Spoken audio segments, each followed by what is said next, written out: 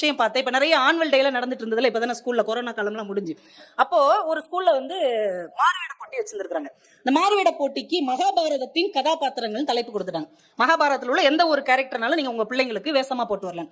என்னுடைய தோழி ஒருத்தங்க ஒரு பியூட்டி பார்லர்ல வேலை பார்க்குறாங்க. நான் அவங்கள பார்க்கறதுக்காக போயிருந்தேன். ஒரு அம்மா அவங்களுடைய சின்ன பொண்ணு, அதான் எல்கேஜியோ யூகேஜியோ தான் படிக்கும், ரொம்ப சின்ன பொண்ணு தான். அவளை கூப்பிட்டுட்டு வந்திருந்தாங்க. எனக்கு கர்ணன்னா ரொம்ப பிடிக்கும், என் பொண்ணுக்கு கர்ணன் வேஷம் போடணும், மேக்கப்பும் நீங்களே போட்டுருங்க, அதுக்குரிய அசசரிஸும் நீங்களே ரெடி பண்ணிருங்க, எவ்வளவு பணம் ஆகும் அப்படின்னு கேட்டாங்க.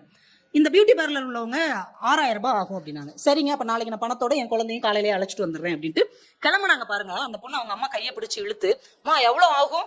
6000 ரூபாய் ஆகும்டா அப்படின்னாங்க அவங்க அம்மா. அந்த பிள்ளை சொன்னா, மா என் ஃப்ரெண்டு பிரியா இன்னும் இந்த ஃபீஸ் கட்டவே இல்லை, அவளுக்கு வந்து 5500 ரூபாய் தேவைப்படுது, இந்த 6000 ரூபாய் நம்ம அவளுக்கு கொடுத்துருவோமா, அடுத்த வருஷம் நான் காம்படிஷன்ல கலந்துக்கிறேன், இந்த இடம் நான் கலந்துக்கல. டக்குன்னு சொன்னதுங்க அந்த குழந்தை.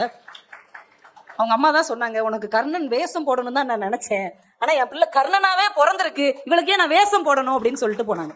இப்ப நம்ம குழந்தைகள் இயல்பாகவே சிறப்பானவர்களாக இருக்கிறார்கள். நாம தான் அவங்களை வேடம் போட்டு வேற மனிதர்களாக மாற்றிக்கொண்டு இருக்கிறோம்.